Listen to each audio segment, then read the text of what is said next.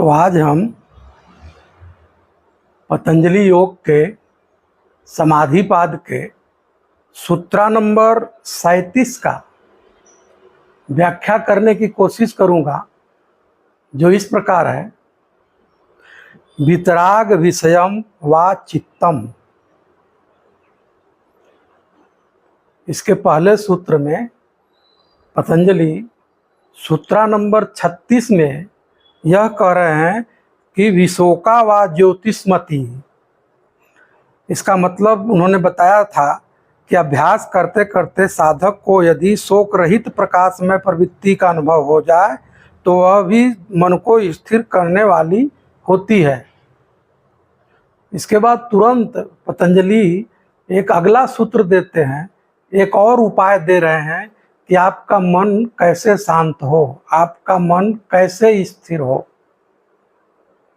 तो यह भी एक ध्यान की विधि है। तो इस सूत्र में कह रहे हैं वितराग विषयम व चित्तम। वितराग मीन्स होता है ऐसा पुरुष, ऐसा व्यक्ति जो राग द्वेष से ऊपर उठ चुका हो, जिसके अंदर राग द्वेष न हो, जिसके अंदर अटैचमेंट न हो, जिसके अंदर डिजायर न हो, जिसके अंदर एक्सपेक्टेशन न हो। ऐसे व्यक्ति को वितराग कह रहे हैं पतंजलि। तो वो वितराग व्यक्ति के ऊपर विषय माने वहाँ पे ध्यान लगाने से, उनको एक आलंबन बना करके जब आप ध्यान करते हैं तो आपका मन स्थिर हो जाता है, आपका मन शांत हो जाता है, आप के चित्त के वृत्तियों का निरोध हो जाता है। तो यहाँ पे शार्ट में कह रहे हैं जिस पुरुष के राग द्वेष सर्वथा नष्ट हो चुके हैं, ऐसे विरक्त पुरुष को ध्येय बनाकर अभ्यास करने वाला, अर्थात जिसके विरक्त भाव का मनन करने वाला चित्त भी स्थिर हो जाता है। तो और डिटेल में मैं बताऊं कि वितराग पुरुष एक तो वो हैं जो अब नहीं है, वो जीवंत रूप में नहीं है।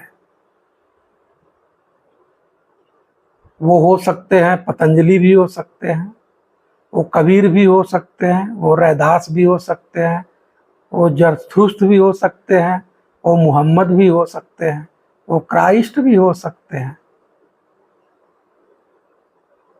महावीर भी हो सकते हैं, बुद्ध भी हो सकते हैं। अनगिनत नाम है, बट ये जीवित नहीं है।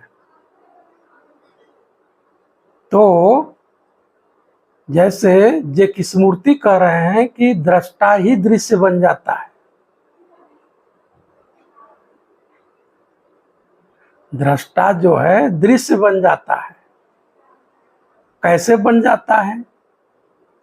आप जहां पे भी ध्यान लगाते हैं, धारणा, अगर आप प्रकाश पे ध्यान करोगे तो आप प्रकाशवान हो जाओगे, अगर अंधकार पे ध्यान दोगे तो अंधकार हो जाओगे। सवाल धारणा का है। अगर होश में भी तो हो नहीं, अगर होश हो तो कहीं भी ध्यान लगाओ, कोई दिक्कत नहीं है। लेकिन होश न होने के कारण आप अगर दुख पे ध्यान करते हो तो आप दुखी हो जाओगे, सुख पे ध्यान करोगे तो सुखी हो जाओगे, घृणा पे ध्यान करोगे तो आप घृणा आपके अंदर पैदा हो जाएगा, प्रेम पर ध्यान करोगे तो आप प्रेममय हो जाएंगे। तो सवाल है कि आपका ऑब्जेक्ट क्या है, आपका धारा क्या है।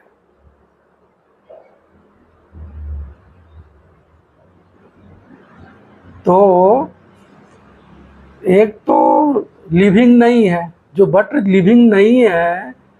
फॉर एग्जाम्पल पतंजलि, तो पतंजलि के चित्र तो आप देखे नहीं हो, लेकिन पतंजलि के बुक तो अवेलेबल है ना। तो पतंजलि अपने सूत्रों में क्या कह रहे हैं? सत्य, अहिंसा, अस्तेय, अपरिग्रह, ब्रह्मचर्य कैसे जियोगे, उसको पढ़ो, ध्यान दो, वो क्या कर रहे हैं। पतंजलि ऐसे उठते बैठते रहे होंगे ना, यम का नियम का पालन करते रहे होंगे। तो यम नियम आसन प्राणायाम प्रत्याहार धारणा ध्यान समाधि, पतंजलि की वो अवस्था अगर नहीं होती, वो वैरागवान नहीं होते, राग द्वेष से मुक्त नहीं होते, तो इतना गूढ़ और वैज्ञानिक ढंग से किताब लिखना संभव नहीं है या बोलना संभव नहीं है। तो उनके वाणी को जो संग्रहित है पतंजलि सूत्र में, उसको आप पढ़ो। बुद्ध की वाणी जो मौजूद है, बुद्ध कैसे उठते थे, कैसे बैठते थे, कैसे चलते थे, कैसे खाते थे, कैसे उनका व्यवहार था, तो उनके बुकों में मिलेगा।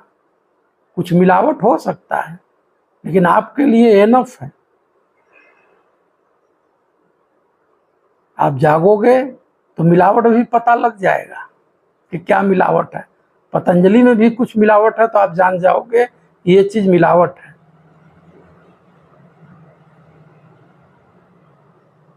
तो वो कैसे उठते हैं, कैसे बैठते हैं, कैसे चलते हैं, क्या खाते हैं, उनका व्यवहार कैसा होता है, उस किताबों को पढ़िए, वहाँ ध्यान दीजिए, धारणा करिए।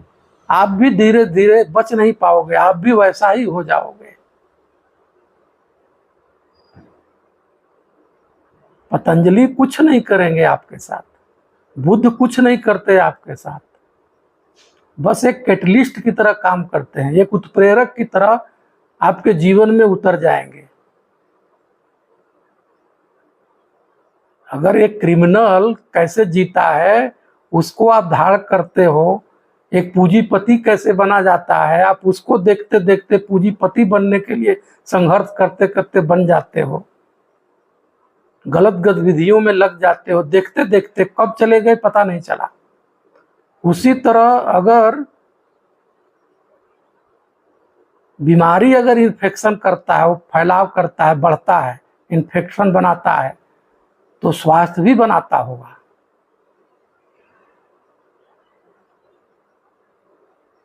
तो इस पे अगर आप ध्यान देते हैं तो धीरे धीरे आप वैसा हो जाएंगे। वैसा हो जाएंगे तो आपका भी चित्त शांत हो जाएगा, मन स्थिर हो जाएगा, चित्त के वृत्तियों का निरोध हो जाएगा। लेकिन आपको इस पे ध्यान देने की जरूरत है, ध्यान करने की जरूरत है। यह एक ध्यान की विधि है, अपूर्णतः वैज्ञानिक ढंग से है, स्पिरिचुअल साइंटिफिक ढंग से लिखा गया है, बोला गया है। करो और देखो क्या होता है। तुरंत यदि लाइव आपके पास कोई गुरु मौजूद हो तो उसके साथ उठिए, उसके साथ बैठिए, उसके साथ सत्संग करिए। वो कैसे उठते हैं, कैसे बैठते हैं, कैसे चलते हैं, आप पहचान लीजिए कि वो गुरु जहाँ उठने बैठने जा रहे हैं वो राग द्वेष से मुक्त है कि नहीं है, अटैचमेंट से मुक्त है कि नहीं है। थोड़ा बहुत राग द्वेष, थोड़ा बहुत अटैचमेंट 1%, 2%, 5% रहता है, ठीक है, वो नेचुरल है। तो आप ऑब्जर्व करो, देखो, उनके साथ सत्संग करो, उनके वाणी को सुनो, वो क्या पहनते हैं, क्या खाते हैं, उनका व्यवहार कैसा होता है, उनका यम नियम कैसा है।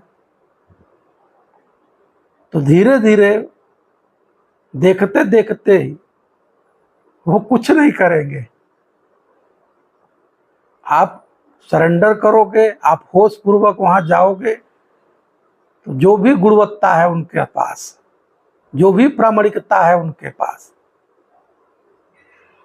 वितराग व्यक्ति के पास जो कुछ भी है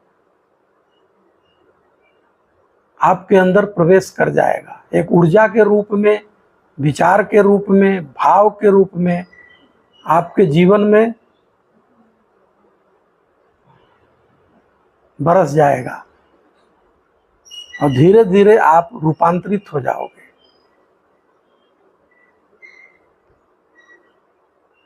तो वितराग विषयम व चित्तम, पतंजलि बस इतना कह रहे हैं कि किसी भी वितराग पुरुष के, पुरुष का मतलब सिर्फ पुरुष से नहीं है, कोई स्त्री भी पुरुष है, अंदर जो है ये संज्ञा जो है स्त्री और पुरुष दोनों के लिए है। ऐसा नहीं कि आप पुरुष ही ढूंढते, कोई आदमी ही ढूंढते नजर आओ, कोई मैन, ऐसा नहीं है, वो स्त्री भी हो सकता है।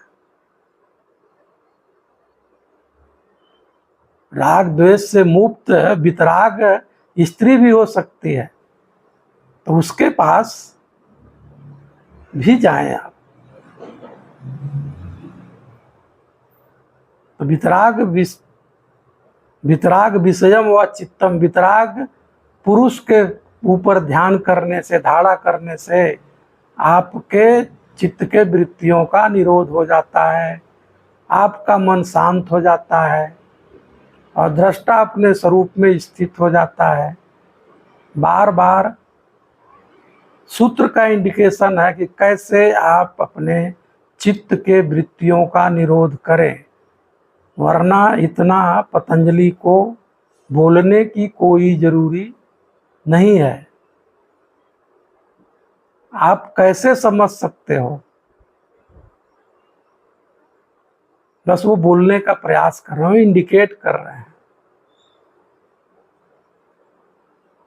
तो आपके जीवन में जिससे भी आपका लगाव हो, जिससे आप तुरंत आप अपने ईगो को सरेंडर कर देते हो, जहाँ पे आप शांति महसूस करते हो, जिस भी वितराग पुरुष के साथ, सवाल यह नहीं कि वो कितना प्रसिद्ध है, सवाल यह नहीं कि उसके इर्द गिर्द कितनी गाड़ियां खड़ी हैं, कितने बड़े उसके पास आश्रम है।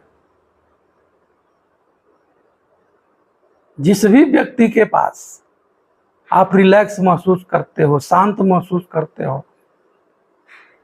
हृदय से जुड़ जाते हो, जहां पे प्रतियोगिता खत्म हो जाता हो, जहां आप शरणागति हो जाते हो। शरणागति का मतलब गुलामी से नहीं है, शरणागति में होश होता है। आपको ये समझ में आ जानी चाहिए, और वहां पे समझ में आता हो कि नहीं, इस व्यक्ति के साथ, इस पुरुष के साथ मैं सोल लेवल पे कनेक्ट हो जाता हूं, तो आप चुन ले, किसी को भी चुन ले।